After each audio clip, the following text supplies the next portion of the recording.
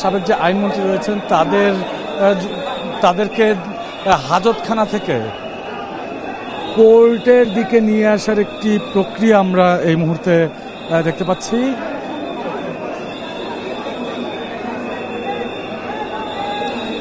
সবার প্রথমে আমরা দেখছি যে একটি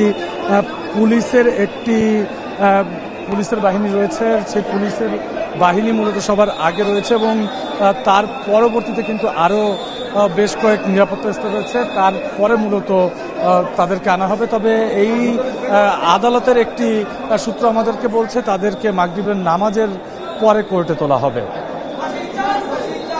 এবং আমরা দেখছি যে তাদের দুজনকে আদালত পরে নিয়ে আসার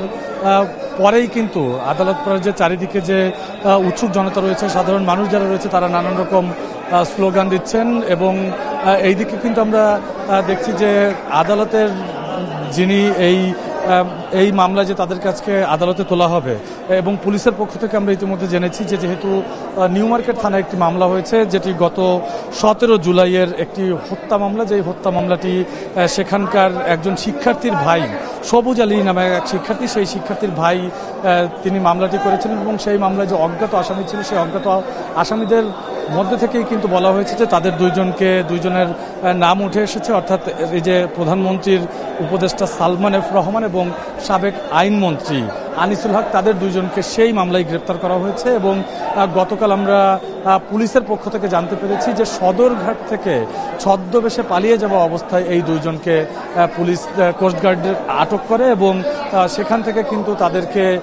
পরবর্তীতে একটি মাইক্রোবাসে করে তাদেরকে ডিবি পুলিশের যে কার্যালয়টি রয়েছে মিন্টো রোডে, সেই ডিবি পুলিশের কার্যালয়ে নিয়ে আসা হয় গতকাল রাত 10টার দিকে। তারপরে তাদের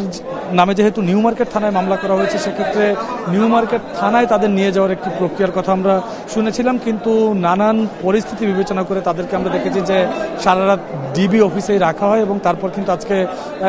সকাল থেকেও তাদেরকে ডিবি অফিসে রাখা হয় এবং 5টার কিছুক্ষণ পরে ডিবি অফিস থেকে একটি প্রিজন ভ্যানের মাধ্যমে সরকারের সাবেক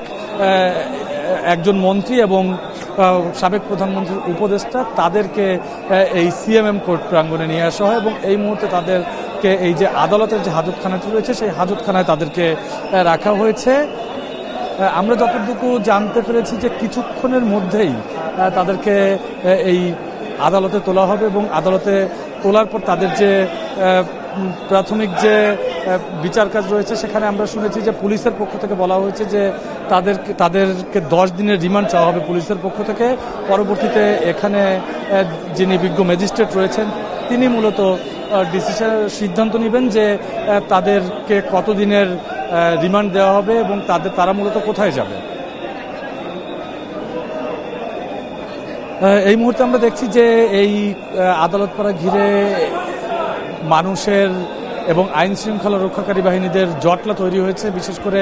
আমরা আইন শৃঙ্খলা রক্ষাকারী বাহিনীর মধ্যে পুলিশের সদস্যকে এখানে দেখেছি, বিজিবির সদস্যদের দেখেছি, এমনকি সেনাবাহিনীর সদস্যদেরও দেখেছি এবং একই সঙ্গে কিন্তু সাদা পোশাকের আইন শৃঙ্খলা রক্ষাকারী বাহিনীর সদস্যদের আমরা চোখে পড়েছি। অর্থাৎ আদালত পাড়ার যে নিরাপত্তা নিশ্চিতের যে বিষয়টি, সেই নিরাপত্তা নিশ্চিত করতে কিন্তু সব ধরনের প্রক্রিয়াই এখানে নেওয়া হয়েছে এবং একই সঙ্গে আমরা দেখছি যে এই নিম্ন আদালতের যারা আইনজীবী রয়েছেন, আইনজীবীরা তারা নানান রকম স্লোগান দিচ্ছেন, অর্থাৎ এই যে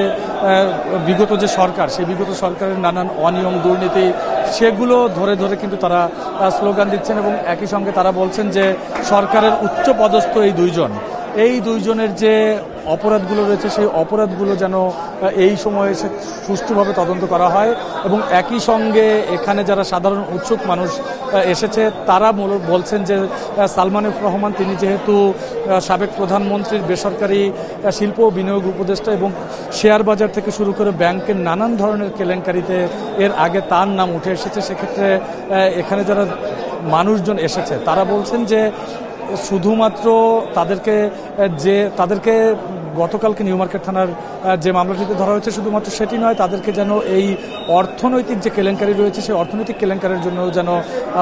এই সালমান এফ রহমানকে যেন বিচারের মুখোমুখি করা হয়।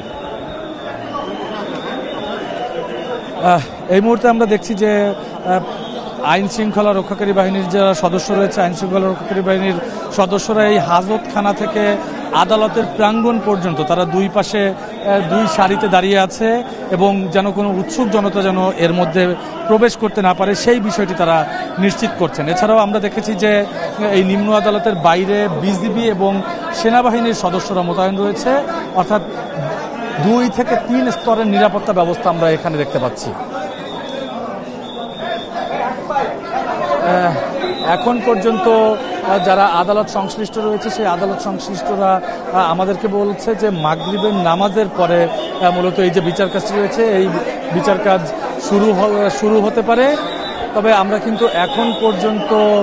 তাদের এই যে দুইজনকে যে আদালতে নিয়ে আসা হয়েছে, আদালতের হাজতখানায় আছে, আমি কিছুক্ষণ আগেই বলছিলাম, তাদেরকে এখন পর্যন্ত এই কোর্টে তোলা হয়নি।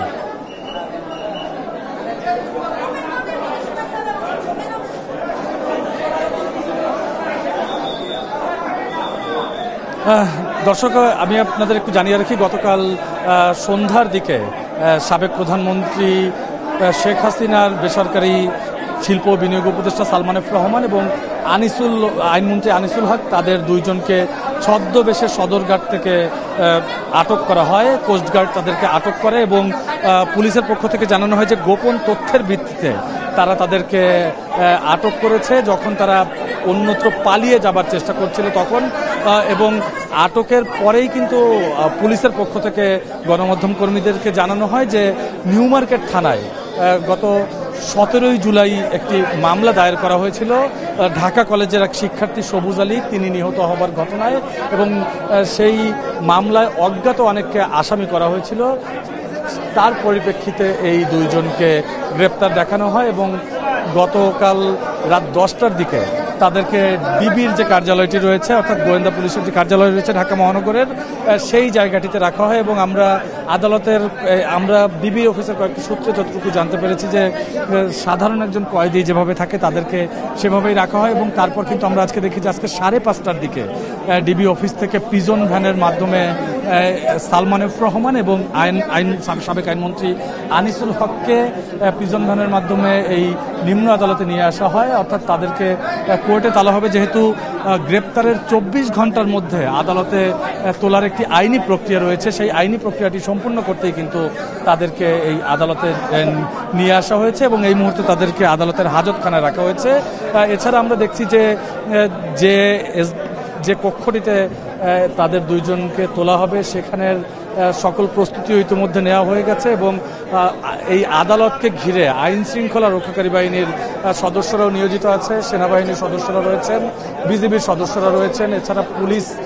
পুলিশ পোশাক পরিহিত অবস্থায় পুলিশ রয়েছেন, এছাড়া সাদা পোশাকেও কিন্তু আইন শৃঙ্খলা রক্ষাকারী বাহিনীর সদস্যদের আমরা দেখতে পাচ্ছি। এবং একই সঙ্গে আমরা দেখছি যে আইনজীবী যারা রয়েছে, আইনজীবীদের পক্ষ থেকেও একটি পক্ষ নানান রকম স্লোগান দিচ্ছেন এবং তাদের স্লোগানের মূল বিষয়বস্তু যে বিগত সরকারের নানান অনিয়ম দুর্নীতি সেই সব নিয়ে। এবং উৎসুক মানুষকে আমরা দেখতে পাচ্ছি এবং যেসব উৎসুক মানুষ এখানে এসেছে আজকে বিকেলের মধ্যে, যেহেতু এই দুইজনকে নিয়ে আসার কথা ছিল, সেক্ষেত্রে আমরা দেখছি বিকেলের পর থেকেই এই আদালত পাড়ায় মানুষের ভিড় জমতে থাকে এবং তাদের মধ্যে অনেকেই আমরা দেখছি যে এই দুইজনের নামে নানান রকম স্লোগান দিচ্ছেন, তাদেরকে যেন সর্বোচ্চ বিচারের মুখোমুখি করা হয় সেই বিষয়টির দাবিও এখানে মানুষের পক্ষ থেকে জানানো হচ্ছে। এদিকে আমরা দেখছি যে এই কোর্টের যে হাজতখানাটি রয়েছে সেই হাজতখানা এবং কোর্টের মাঝামাঝি জায়গাটিতে বিপুল সংখ্যক আইন শৃঙ্খলা রক্ষাকারী বাহিনীর সদস্য তাদেরকে মোতায়েন করা হয়েছে যেন সাধারণ যে মানুষ যারা রয়েছে তারা যেন তাদের প্রতি কোনো রকম আক্রমণ করতে না পারেন সেই বিষয়টি কিন্তু এখানে নিশ্চিত করা হচ্ছে।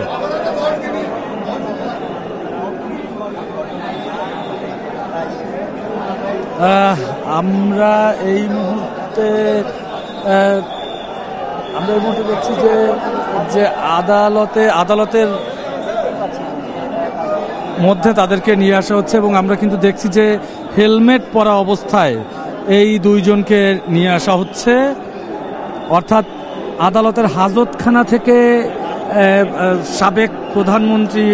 শেখ হাসিনার বেসরকারি শিল্প বিনিয়োগ বিষয়ক উপদেষ্টা সালমান এফ রহমান এবং সাবেক আইনমন্ত্রী আনিসুল হক তাদের দুইজনকে এই মুহূর্তে আদালতে তোলা হবে। তাদেরকে এই যে আদালত চত্বরের দিকে নিয়ে আসা হচ্ছে। তাদেরকে কিন্তু আদালত প্রাঙ্গণের মধ্যে প্রবেশ করানো হবে। আমরা আদালতের যে সিঁড়িটি রয়েছে সেই সিঁড়িতে অপেক্ষা করব, অর্থাৎ সিঁড়ি দিয়ে যখন তাদেরকে উপরে তোলা হবে তখন যেন আপনাদেরকে সরাসরি সেই দৃশ্যটি দেখাতে পারি। আমরা দেখছি যে নিচে তাদেরকে এই দুজনকে যখন প্রবেশ করানো হচ্ছে তখন কিন্তু যে আমি বলছিলাম যে আইনজীবী যারা রয়েছেন এবং উৎসুক জনতা যারা রয়েছেন তারা এখানে এসে ভিড় করছিলেন এবং তাদের পক্ষ থেকে নানান রকম বিদ্বেষমূলক স্লোগান দেওয়া হচ্ছে। এখানে আইনজীবীরা রয়েছেন, সাধারণ মানুষ রয়েছেন, সবার পক্ষ থেকে কিন্তু সবাই দেখছি যে আমরা বিদ্বেষমূলক নানান স্লোগান দিচ্ছে। এই মুহূর্তে আমরা দেখছি যে উপদেষ্টা সালমান এফ রহমান এবং সাবেক আইনমন্ত্রী আনিসুল হক তাদেরকে কিন্তু আদালতে নিয়ে আসা, একদম আদালতের কাছাকাছি নিয়ে আসা হয়েছে, অর্থাৎ কিছুক্ষণের মধ্যেই তাদেরকে এজলাসে প্রবেশ করানো হবে।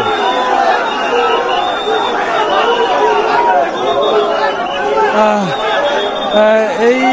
আমরা দেখছি যে ইতোমধ্যেই এই দুইজনকে অর্থাৎ সাবেক উপদেষ্টা সালমান এফ রহমান এবং সাবেক আইনমন্ত্রী আনিসুল হককে তাদেরকে এই আদালতের কক্ষে প্রবেশ করানো হয়েছে। অর্থাৎ এই জায়গায় এখন মূলত যিনি এখানের বিচারক রয়েছেন তিনি নির্ধারণ করবেন যে তাদের পরবর্তী আইনি প্রক্রিয়া কী হবে। তবে